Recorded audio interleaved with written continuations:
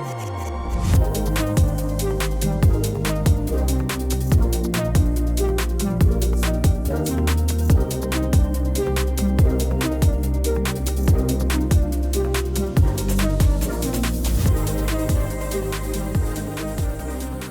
up, everybody?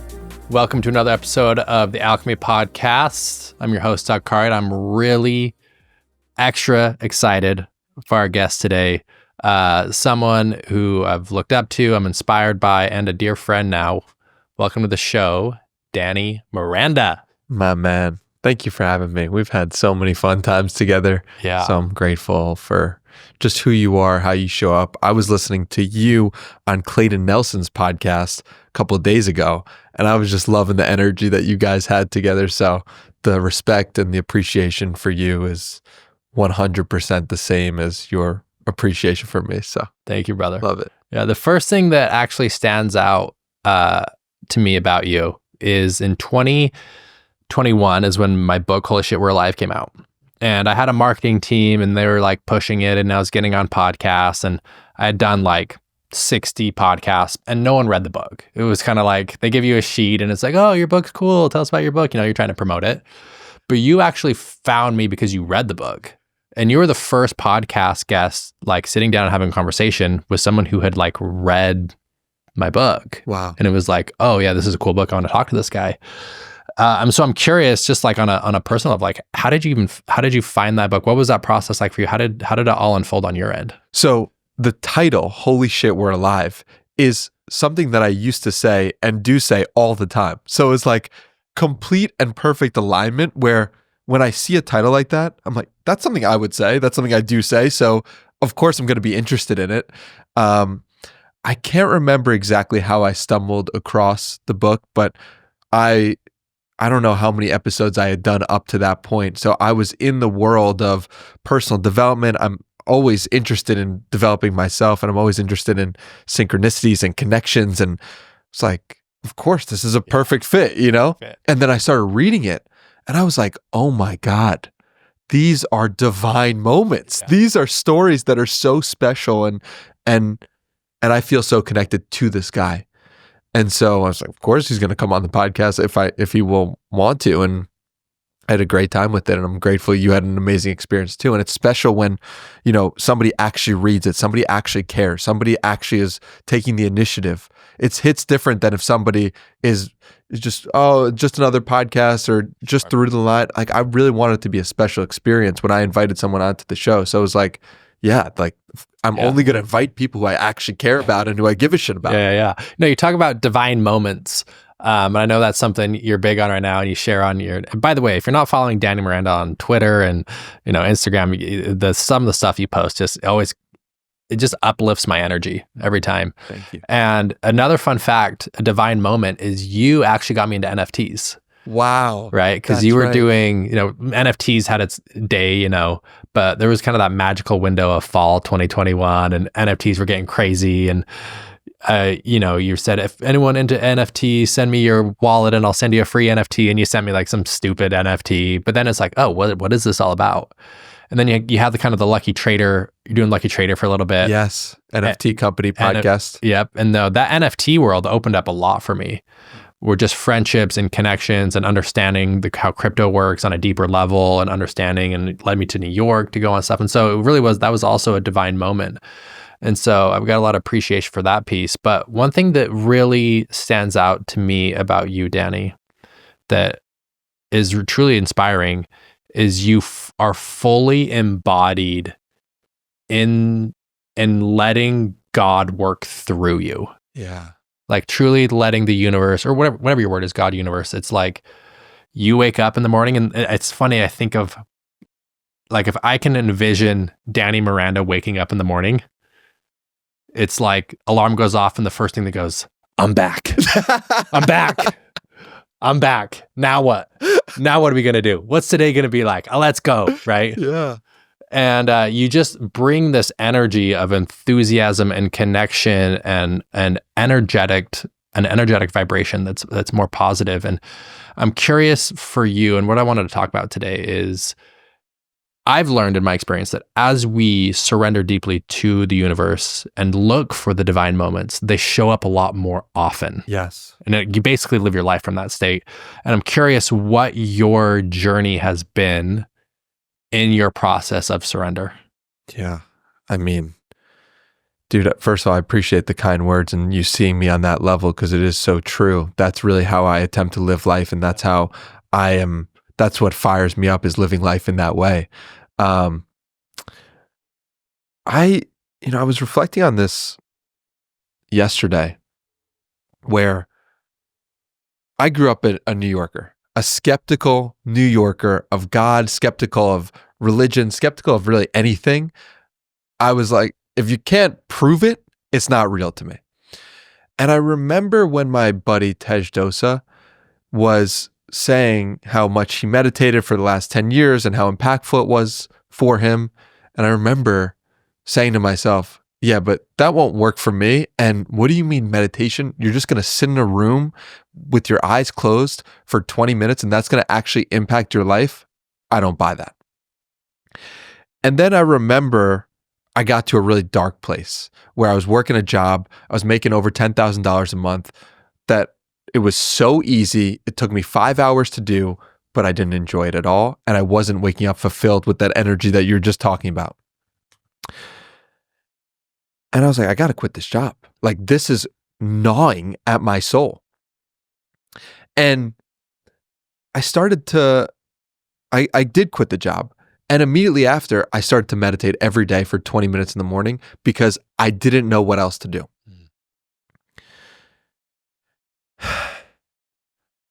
And I started to meditate. And I actually experienced divine moments. I actually experienced moments that were so remarkable that I didn't know what to think.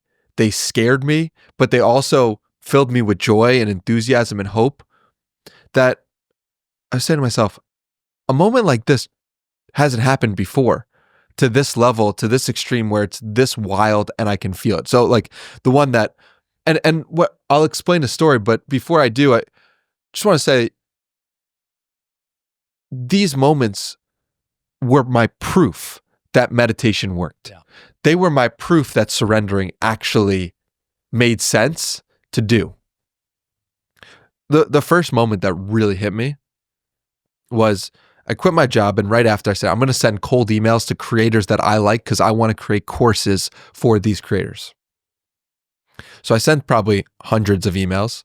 So I want to pause there real quick, because please. On that, right, what a lot of people don't understand is, and we'll get to this because you'll show how powerful it is that for divine moments to actually happen. What's a divine moment? Kind of like the synchronicities, the absurdity of life that you could never possibly predict. You know, the connection you meet with someone, that just happenstance of being at the same place at the same time with someone, right? So all of these kind of divine moments, it requires a lot of effort. It doesn't mean, okay, I'm just going to stay home and hopefully someone knocks on my door. Yes. Right. One thing I really want to highlight about you, Danny, is that the reason divine moments work for you, and we're going to get into some examples, is because you fully surrendered to them and put in and participated in it, right? You sent hundreds of cold emails. Yes. You didn't just sit at home hoping that someone was going to reach out to you. You sent hundreds of cold emails. And I think that's really what I'll highlight here, is that it's kind of a two-way agreement. If I'm willing to put in the effort and fully surrender and go for it, you're leaving it up for more divine moments to actually unfold. So I just wanted to make that note here, because I think a lot of people miss that. Thank you for highlighting that, because I can already see myself writing about how divine moments require action in the book that I'm writing right now. Totally. So thank you for giving me that chapter, that nugget, that paragraph. I appreciate that so much. I sent hundreds of cold emails with the intention of, I'm going to take one of or many of my favorite creators online, on Instagram, on Twitter, and I'm going to help them launch a course, an online course, since I had done that in the past. And of the hundreds I sent, maybe 5 people responded. And of the 5 people that responded, one of them was like, I want to get on the phone with you right now. Like, this is awesome. I love it. This is my dream come true. I'm talking to a guy who's got hundreds of thousands of followers on Instagram. I've got no audience. I'm just like this is the best day of my life. So he calls me on the phone. We speak for 30 minutes. We have a great conversation. I'm like, this is promising. This is exciting. And I hang up the phone with just like this feeling of, I got this, or like, this is going to be great. The next day or the next week, I don't remember which one it was, but within, 7 days, I go to a coffee shop in La Jolla and I go to the bathroom. And as I come back from the bathroom, this woman who's probably in her 60s, 50s, 60s, looks me in the eyes, says, hey, I want to talk to you. I said, great. She starts talking to me. We have a 3-minute conversation. I'm standing up because I'm like, I just can't wait to get out of this conversation. She's sitting down. And within 3 to 5 minutes, she said, you seem like an enthusiastic guy. You should really come to my church. I said, well, why? Like, what's so great about your church? She's like, well, there's a guy who spoke there last week who you would really love. The guy that she was talking about was the guy that I was speaking to on the phone. No way. Swear on my life. Swear on my life. It hit me so deeply that I was standing up when she was talking to me. I was sitting down. I was like, what in the world? Make it make sense. Like I was so, and she was like, yeah, this happens, this, whatever. And that was a moment where I was, before meditating every day, that did not happen. Yeah, this was not possible. So, probably the greatest regret of my life is not going to that church because I was scared of what going to that church. Oh, you didn't go? I never went to the church. What was going on in your head? Why didn't you go? I know the first time I got a stomach ache. And when I thought to go again, I was scared of what it would mean. Like, okay, I'm going to go to this church. I was raised Jewish, but what are my parents going to think? But it just showed me that like you can get these divine moments, but then there's a whole other story that develops if you actually go into the truth of what that It's like moment. Choose your own adventure. It's like, here's the opportunity. You can take it, red pill, blue pill. Yes. And both outcomes exist. Yes. And it might force you to do something scary that you have never done before, that a lot of times a divine moment happens. You're like, it can't be true. This isn't logical. This doesn't make sense. And now I know today that was the first divine moment I can say is connected to meditation. And it was now one of the greatest regrets of my life. Yeah. So I just share that story to say, that's when I started surrendering to life more. That's when I started to realize the power of going into my inner world. When I started to recognize, wow, if I can look at my blocks and clear things from my life, amazing things are on the other side. And that's what I loved about your book so much is it's all divine moments. It's all moments from your life that are like, how is this even possible? Yeah, I want to talk about that too, because one thing, a mistake that I actually, you use the word divine moments, I call them synchronicities, right? Same thing. There was actually a problem I ran into is when you kind of have some of these really big ones that are like, what the hell? Yes. Like beyond comprehension. Yes. Because they're so fulfilling, because they're so powerful that you then try and almost force them. Interesting. And a mistake that I would make was I was trying to make meaning of everything, right? And it actually led me into a spiral of, actually confusion. And so there was an early part of my spiritual awakening where it was just like, everything means something. This person called me, so why are they calling me? This must mean, and it's just, you're kind of forcing something that might not be there. And for a long time, I battled with it. And it was like, okay, which one is actually divine and which one is, what it comes down to is which one's my ego. Mm-hmm.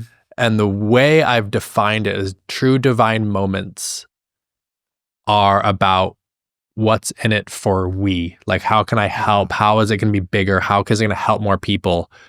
If you have an insight or a thought and it's about me, that might not be a divine moment. That just might be your ego or an invasive thought. Wow. And so for so long, I didn't know the difference because I could have a thought like, oh, I should reach out to this person because they can help me with my book. Right. No, that's just insecurity and ego of fear of like what's going to happen. But if it's like, oh, you need to reach out to this person, even though I'm on my way to work and they need to stop, I need to go help them. I need to go serve them. Right. And that's when the really powerful synchronicities come in. So I think being rooted in a belief system of true service and what's How can I serve versus how can I get what I want? Has really, really helped me distinguish the two. So I don't know if you've had any situations like that of kind of, I don't know if you ever got stuck in like trying to force some of these things to happen. And if so, how do you navigate that if you had that? Yeah, I've definitely had that. Yeah. I mean, Yeah. From my life and having a firsthand look into my, it is, it's so painful when you're trying to make it happen when it actually doesn't want to happen at all. And it really has messed with me in the past, like really badly. Where I felt a similar sense of like hopelessness and just despair and like, how could this happen? And God, how I put my faith in you, and like, why am I suffering so much? Because the thing that I wanted to happen is not happening. And you gave me this divine moment, what I thought was this divine moment, and actually it was just there to show me how my ego was getting in the way. Mm-hmm. So are you open to sharing more on that? Absolutely. Yeah. So in January, late January of 2024, I went to a plant medicine ceremony, and I got a download vision, something that felt so clear, that said, I love you, God. I love you, God. I love you, God. I love you, God. I love you, Jessica.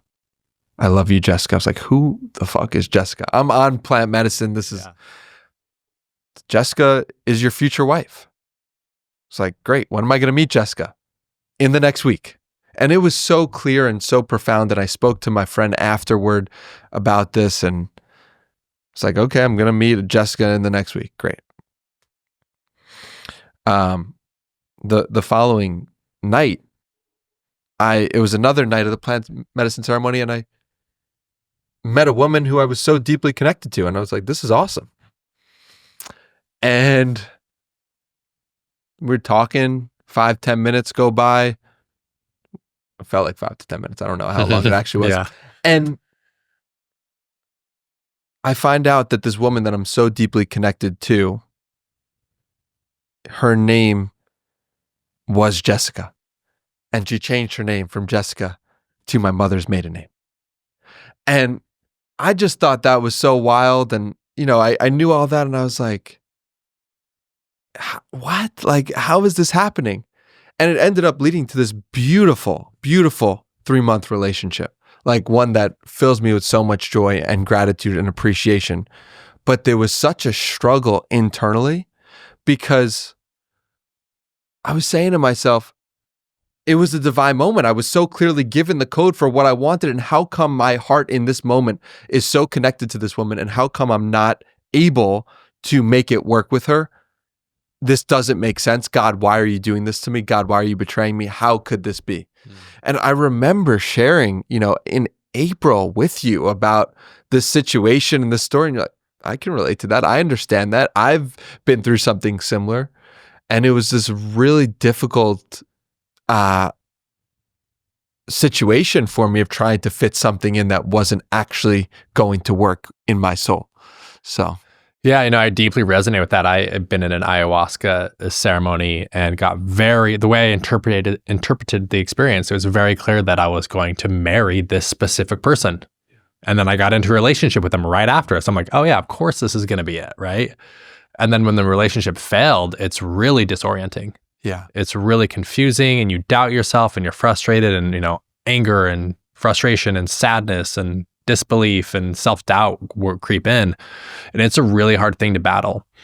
And so, I've sat with this for a long time, because I look at my ayahuasca experience as a whole, and I can see some of the insights I got in there that were like absolutely life-changing, benefited me so much, changed my life, were right on the money, that helped me navigate things. But then there's this one thing that I'm like, how's this one not lining up? Yeah. And this is where I've come to the conclusion. I'm not saying this is right or wrong, but what I've come to, the conclusion I've come to is that messages are for the moment. Yes. They're not fortune tellers. Yes. Right? The insights, the intuitive pulls, kind of the pings you get, the divine moments are there to serve the moment, not to predict your future. And looking back now, I can see how, because I got the insight I was going to marry this girl, when I entered that relationship, in my head, I'm like, oh, she's the one. So I was able to play with a fully open heart. Yeah. I'm all in. You're getting all sides of me. I'm fully committed. Yep. I'm not doubting the relationship. I'm literally leaning in with vulnerability and trust and openness because you're my future wife. Yes. And I fully surrendered to that relationship. Right. And I experienced a depth and a love and a connection I've never experienced before. And now looking back at it, even though that relationship didn't work, there was this moment of frustration with God, you were wrong. But it was like, no. The reason that relationship worked so well is because I went into it with such an open heart. And now I can see what's actually capable for a future relationship. Yeah. That's powerful. It's powerful that and that's a conclusion I came to as well, independently, which was, your intuition is not there forever. It's going to guide you in some way that is just there for the moment. Yeah. And sometimes that moment extends beyond and you can see clearly how the steps line up and you build up. But sometimes it's just for that day. Yeah. Like I didn't end up creating any courses for any creators, but that intuition of doing that thing was important for that moment. And so, yeah, I know exactly what you're talking about. And I think for me, it's important not to get too attached to the story. Yeah. That's kind of we can't predict the outcome. Yes. Right. We can't predict the outcome. And sometimes we get a divine moment. We're like, okay, then this means this, and then I'm going to have this business, and this is going to happen, and this is going to be my girlfriend. And so you like try and map it all out. But the reality is a lot of times the divine moment you're getting is just to give you a clear sense of direction for the next step. Right. You're on the right path right now. You're on the right path. Right. And sometimes it's, confirmation or a warning, but it's just like, hey, just take this next step.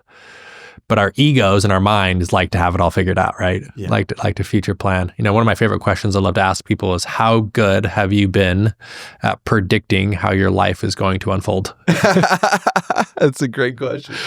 I never did. Zero. Like so bad. No shot. Yeah. And then so given your track record, how good are you going to be at predicting your life moving forward? That's great.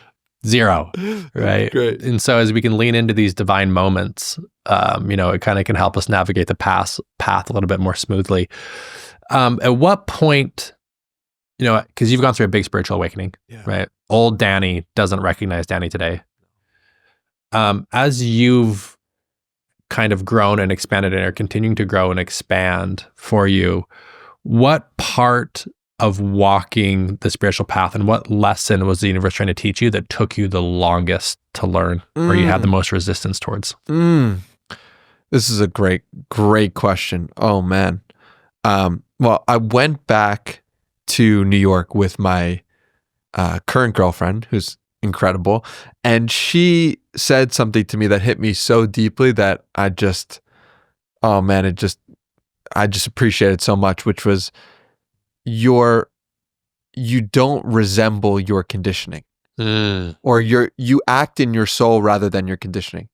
And my parents are incredible people, but to me, this just meant so much because it meant that I really had become a different person. I had become my own person in the 6 years since I've started meditating and really going and walking this path.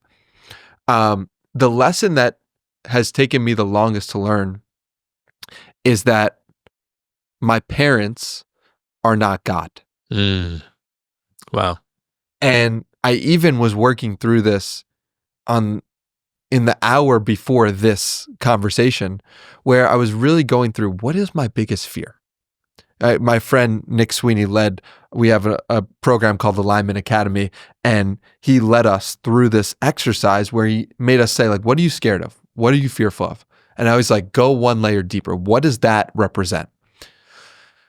And I was like, I'm so fearful of letting down my family. I'm so fearful of taking this incredible,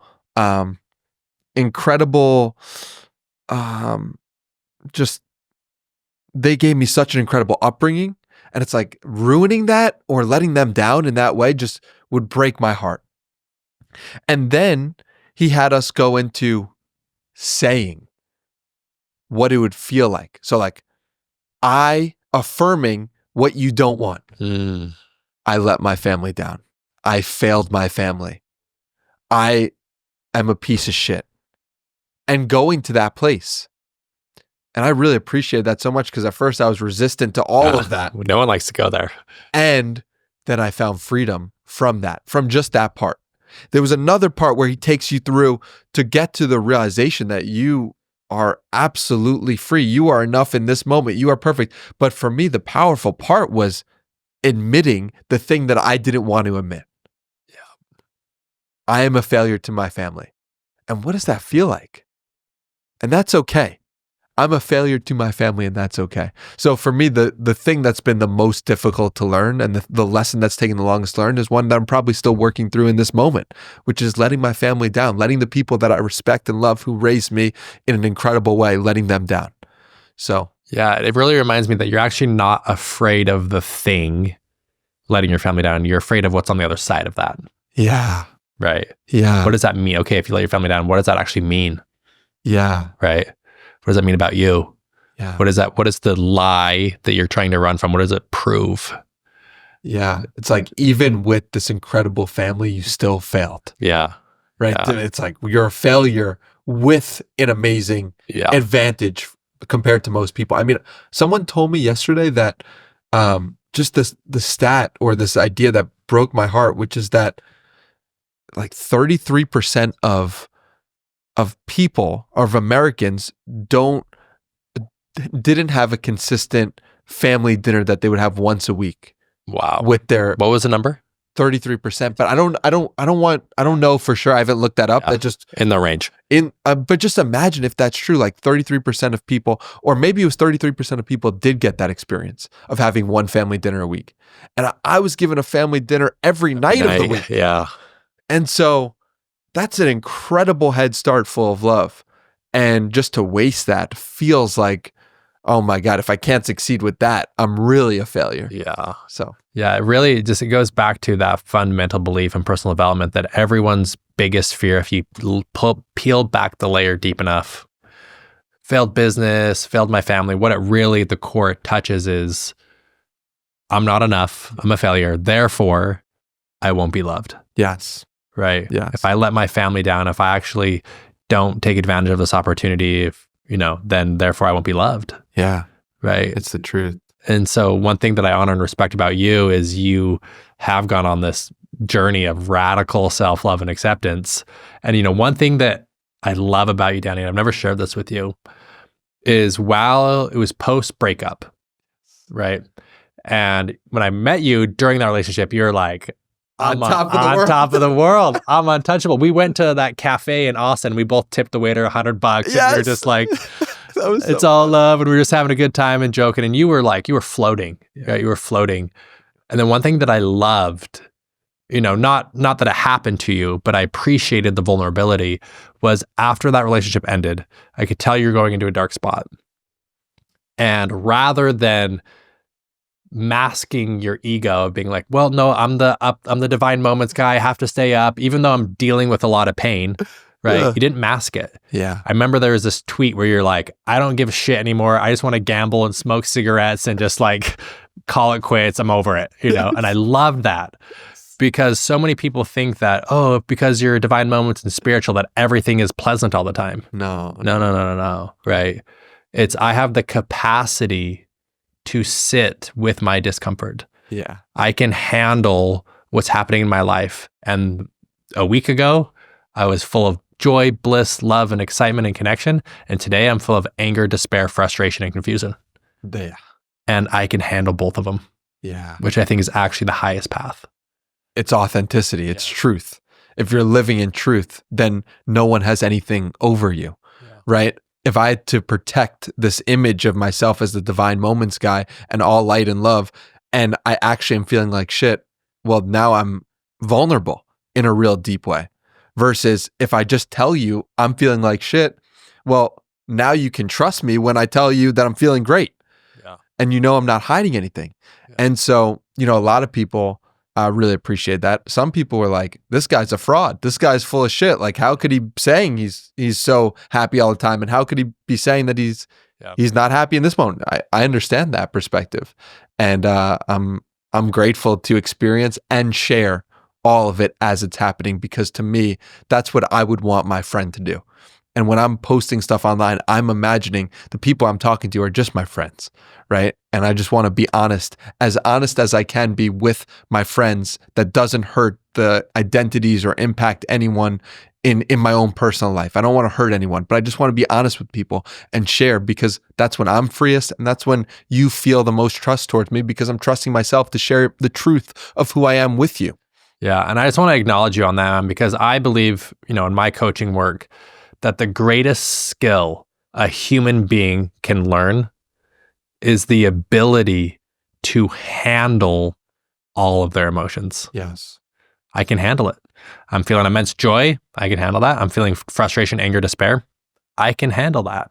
Yeah. Right? I'm not going to run away from it. I'm not going to mask it. I'm not going to, zone out and distract myself through porn or nicotine or alcohol or gambling. It's just, I can be with it. And that was one thing that, really stood out to me in that experience, is what I was seeing as you were sharing this was like, oh, Danny can handle these emotions. Doesn't mean they're not pleasant. They're very unpleasant, but you can handle them.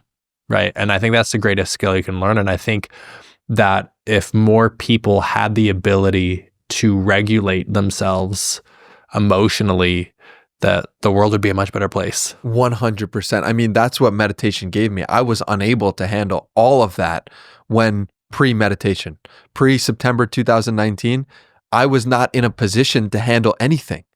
And so what that came out as is insecurity, offhanded comments, putting people down. This was just my own ego. This was my own inability to handle the parts of myself that I didn't like. Yeah. And I see that so clearly now. Yeah. And when I was meditating and over hundreds of hours, it's like you really get to sit with, okay, that thought of yours that you don't like, or that thing that happened to you, that's not actually you. That's just something you experienced. Yeah. And if you can own that, you now have more power over it. Instead of trying to pretend it didn't happen and just stiff arm it. It's like, just like, what if you could own that you experienced that thing? Mm-hmm. That changes it. Yeah. And you talk about owning your experience. And, I had the gift of coming to one of your men's retreats, the Be Light retreats. And one thing that I loved, because I've hosted a lot of events in my life, I've had a couple 100-person events, and the way my brain works, it's very analytical. It's like, here's the structure. This is when we're doing this. This is mealtime. This is this breakout. This is this workshop. This is, and it's like, I can lay it down. I'm like, cool, I just have to execute this. And one thing that I loved about your Be Light experience seemed like, from my perspective, that your intention was really just to create a really strong, safe container, and then allow whatever comes up in that experience without trying to angle it or force it to be a certain way. And so, we have some of those meetups where we'd be on the couch for 2-3 hours, and there really isn't a prompt. It was like, okay, let's meditate, and then let's see what bubbles up. Yes. And it was really cool. I was one of the older people there. And you kind of see a lot of these young kids kind of come in who they admire you. They're like, you're their number one fan. And it was really cool to kind of see that. And being able to be in that space with you and seeing how you really are trusting the divine and allowing, young men to come together to share their emotional experience in hopes of really helping these kids be able to handle all parts of themselves. And so, you do such a phenomenal host. I'm curious, how did the thought come to do the retreat? What inspires the retreat? Like, how did that all unfold on your end? Yeah, I appreciate you saying that. I mean, it came from my friend Elle Beecher. We were on a walk, and she's like, if people just spent a weekend with you, they would change. They would transform. Something would shift inside of themselves. And I never really had considered it before. And I knew that to be true at a deep level. I felt that to be true. And it's just, it was just something that called to me and felt right. I want to give people an opportunity to hear what the truth of what they're saying to themselves, and a potential to own it. and a potential to, there's so many thoughts that go on in one's day, and it's impossible to speak them out, every thought that you have, to somebody. But what if you were just given more space to actually hear yourself? What might transpire? What could if it was a safe place, what could that place give you in return? What could you learn about yourself by virtue of sharing the truth of your experience? For me, I've gained so much from listening to myself every day, and then so much more from hearing my friends' reflections of the truth of my inner world. And I know that not everyone has that. Not everyone was given that as a child. And it's the most valuable thing is my experience matters. What's going on in my inner world is significant for some real reason. It impacts you. And I want people to feel how good it feels to actually be heard for the truth of who you are. And that's what I tried to make happen during the retreat. You do an amazing job of that. And one of the questions that was posed in that retreat, first off, one of my favorite parts of the retreat is I loved giving you my phone for 3 days. Yes. Just being off the phone alone, eliminating distraction was so important. And one of the journal prompts that I wrote down, and I don't know if it was you that posed it or someone in the retreat posed it, and they asked, "What are you pretending not to know?" Wow. And I'm like, man, that's a powerful question, because we love to lie to ourselves. Yes. We love because of what that might bring, right? We avoid discomfort. What does the truth actually mean? Sometimes it's going to put us in difficult situations where we have to learn or grow or have a difficult conversation or end a relationship.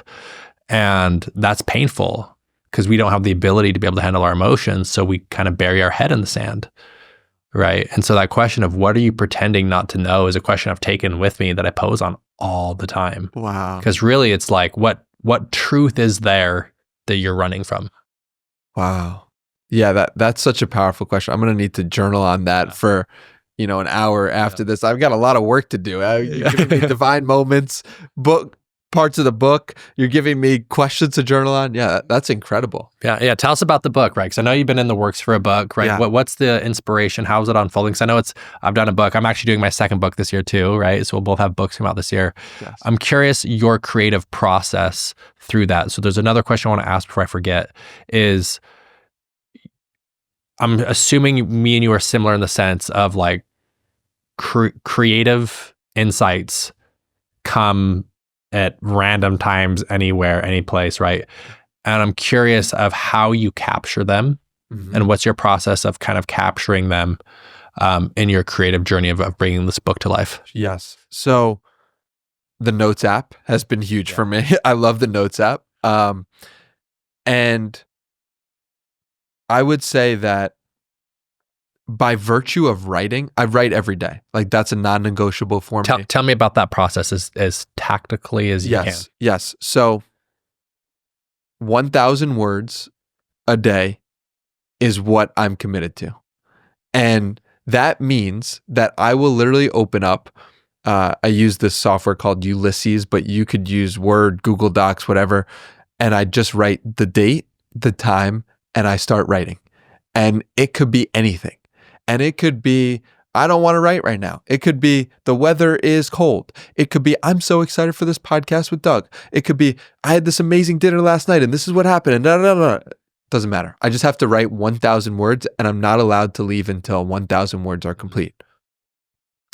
How long does that take you? If I'm focused, it takes me 25 minutes. If I'm not focused, which is typical, it takes me 40 minutes. It's fascinating to see the difference of like, I can actually bang out 500 words in 10 minutes if I want to, but your mind goes in all these different places. What's so cool about doing this process of 1,000 words is that often I'll write about the thing that I'm most excited about, which is divine moments. And I will then be able to use this free flow writing of whatever I want to write about into the actual book. Yeah. And it makes me trust myself more. It makes me understand myself and my mind more. It gives me space to hear what I'm actually thinking. It clears my slate. It's a cheat code to life. So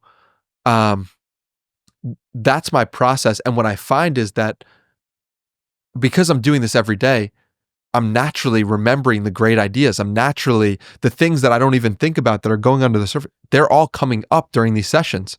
So yeah, that's my process for. And then what's interesting is today I tried to start writing on divine moments. Like I put up the book. I have a book Google Doc that I'm just right on add to. And I didn't do the 1,000 words of whatever. And as I'm writing the book, I wrote 100 words. And every day I have a scheduled time with my friend Talia where we have a writing block from 10 to 11. And we just go back and forth and we just write. And we set a timer for 40 minutes and that's it. And I tried to start writing on divine moments. I'm like, I got to 100 words and it was 20 minutes gone. And I was like, why is this so difficult? Yeah. It's because I hadn't done my 1,000 words of just writing whatever came to mind. So that's... Yeah, it sounds like that process does a really good job of, and I would assume, kind of filtering noise. Yes. Yeah, there's always noise going on with life of money and relationships and weather, and it snowed in Austin today, and that got all weird, right? And so it's like, if I can eliminate kind of the noise and really empty the trash, yes, you can kind of tune into a deeper intuitive wisdom. And it sounds like that's kind of what might be happening. That's exactly right. And I got this idea from Julia Cameron. Morning pages is a very common, well-known thing for creatives. I'd recommend The Artist's Way if anyone hasn't checked that out. I'm reading her book, Write for Life, which is just basically a thing on The Artist's Way. And it was interesting too to hear about, she talks about synchronicities and how synchronicities happen when you do this. Yeah. And I know that to be true. And I felt that so deeply. So it's cool. Yeah. What are you hoping readers get from this book? A sense of joy, a sense of appreciation and awe for life that I have and that I've built and that wasn't part of my user's manual. You know, I was generally an energetic kid. I was excited by life. Cool things. I wasn't saying to myself like, oh my God, this moment is so divine. This is incredible. This is awesome. How is this happening? It wasn't, that feeling was not present every day in my childhood. Yeah. And yet it is today. So what has changed? This book is addressing that so that you yourself can also feel that way on a daily basis, this feeling of awe and appreciation for life. That's what I'm trying to... Yeah, I would say on that point, I love that, man. The two emotions that I enjoy feeling the most are awe and wonder. Yes. Right? Yes. Like nothing is more pleasant for me to feel. Yes. Than like, think about the last time you're like truly in awe. It's like, it feels like you're just connected to something bigger than yourself. Yes. And the wonder too, it's a very beautiful emotional experience. And imagine how the quality of your life would be if you engaged with every moment kind of in that state of awe and wonder and appreciation. It's almost like the world opens up for you. 1,000%. I read The Surrender Experiment by Michael Singer. I read I Can See Clearly Now by Wayne Dyer.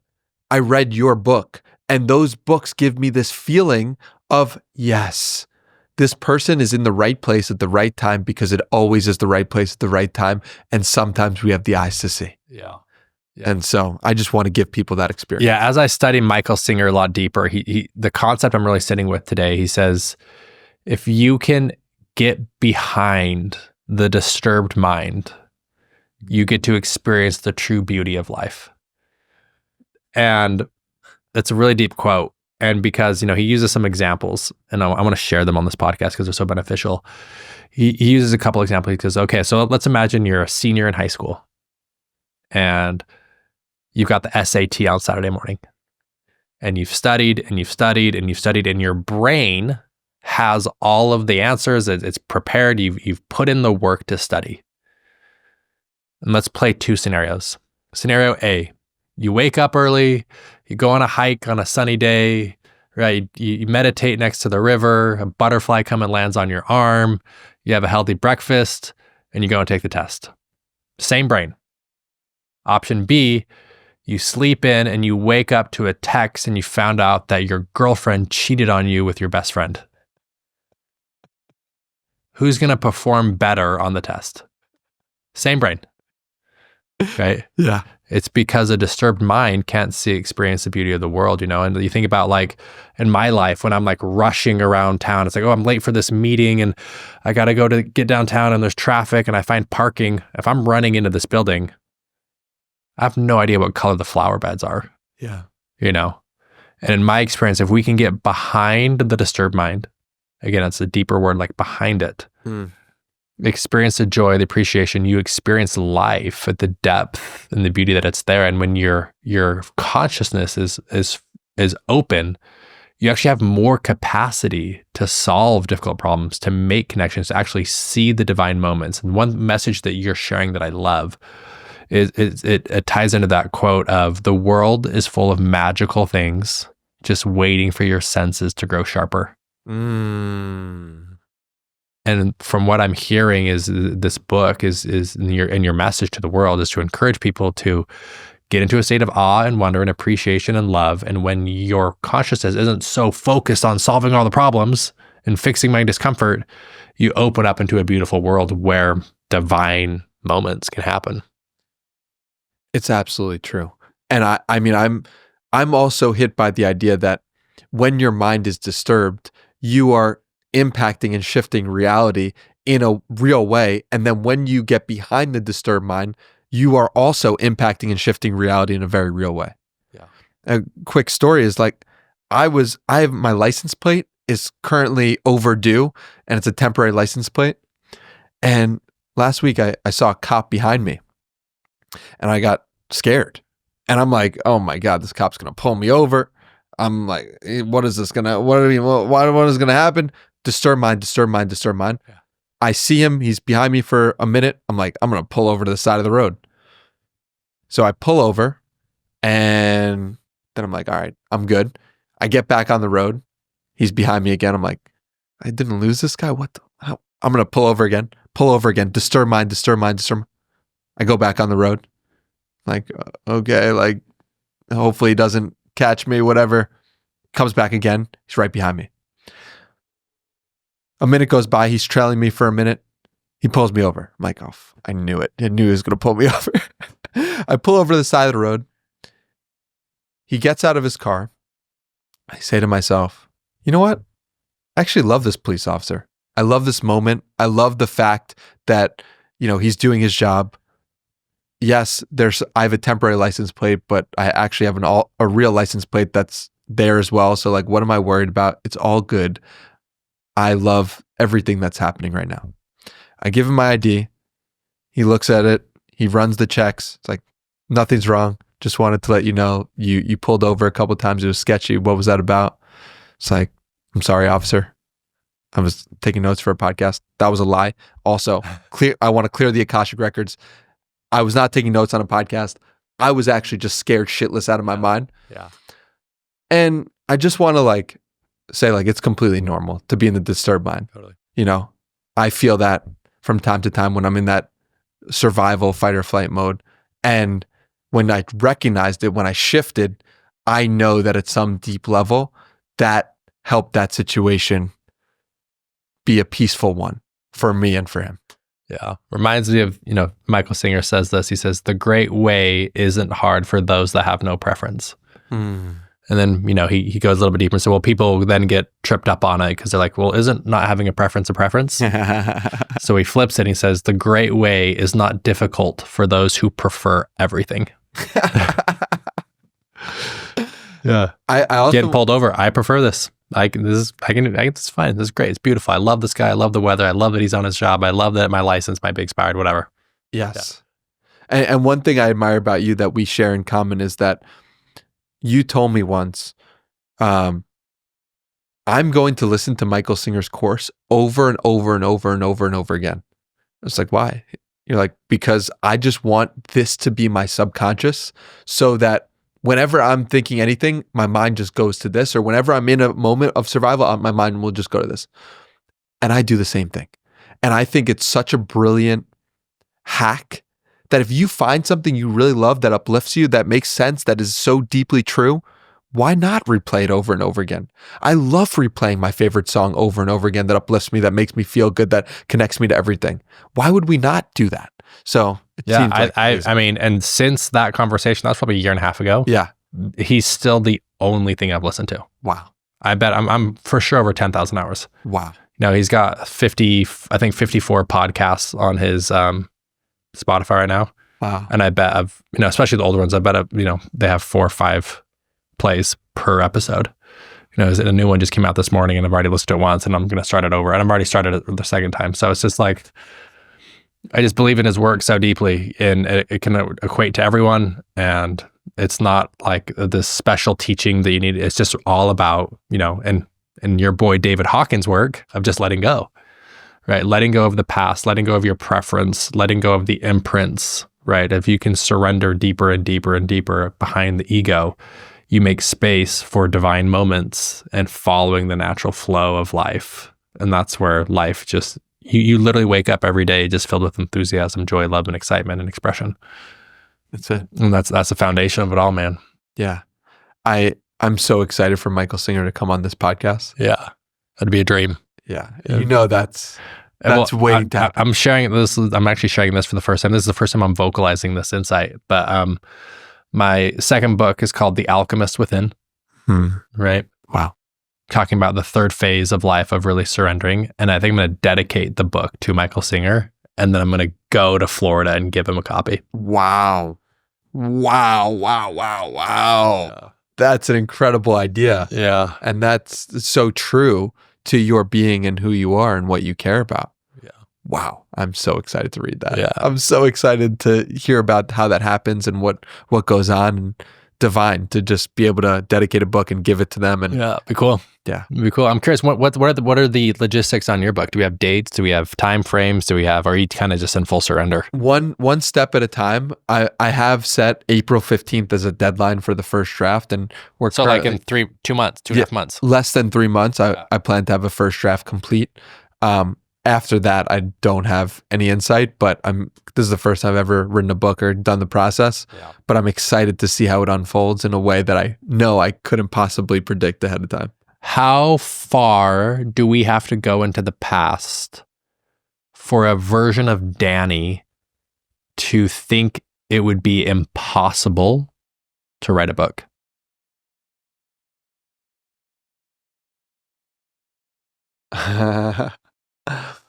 I don't think it was ever impossible, actually, and the reason why I say that is because I created something when I was 7, 8, 9 called the Sunny Times. And the reason why I created the Sunny Times was because I saw my parents reading the New York Times, and I said, oh, they're reading something every morning. I can create something that they're going to read every morning. I could create something that's going to take down the New York Times. That was my genuine 7 to 10-year-old thought when I created the Sunny Times. So I don't believe it was ever impossible for me to write a book. I just have such an admiration. I've probably had admiration for authors and the book writing process since I was 7, since I was 5, since I could read. I've been enamored with the idea of a book. The fact that somebody in a different place, in a different time, who may or may not be living, wrote down these things to give you these codes and information from their vantage point. You can see through their eyes. To me, that was the most remarkable thing. I was gripped by books as a kid. I was gripped by books as a young adult. I was gripped by books today in the present moment.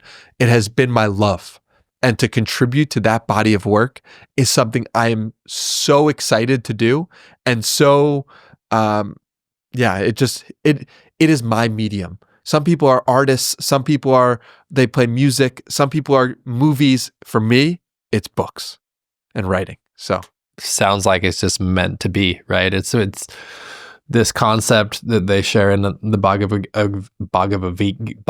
Gita of doing what's meant for you. Yes. And of really that God is going to put you in situations that you might not prefer or it might be hard. But when you can kind of tune into that inner calling, right? That like there is a beautiful song inside of you that wants to be played, and really trusting that flow. And I think the way you tune into that is something you shared really beautiful is, everyone is trying to find like their calling, right? Well, your calling's not hidden in the backyard. It's already inside of you, right? And if you follow that natural instinct of what's coming outside of you, from when you were a little kid, like, I'm going to create a newspaper and express this. And it was probably very natural and no one had to encourage you to do it. And it was just happening inside of you. And so to follow your passion on that, it's really admirable, because a lot of people, we just get stuck. We get confused. We get distracted, right? There's a song that wants to be played inside of us. And a lot of us whether it's a fear of failure, what is my family going to think, right? What are people going to think? Could this make money? Was this going to make money, right? It's not going to work, right? We allow that disturbed mind to take over. And so I love everything you're sharing, brother. It's like so in alignment. The world needs to hear this. People, the world is full of magical things waiting for your senses to grow sharper. And so I think, leaning into this divine moment, angle that you're sharing, it's there and it's just waiting for people to participate in. Yeah. Thank you so much for your support. And the alignment is so real. It felt it from the moment that I saw your book title and when I read the book, incredible. So, I'm just looking forward to sharing this more and more, deeper and deeper. Every day is what I share naturally. Now it's, can I be public with it and can I share it, which is just an extension of who I am privately. So very excited about this new chapter that I'm opening up. And I am excited to continue ramping up and just continuing sharing my truth. Well, I'm excited for podcast part 2 when it's official book tour for you. Yes. So thanks for coming on, brother. Much love, bro. Love you, bro.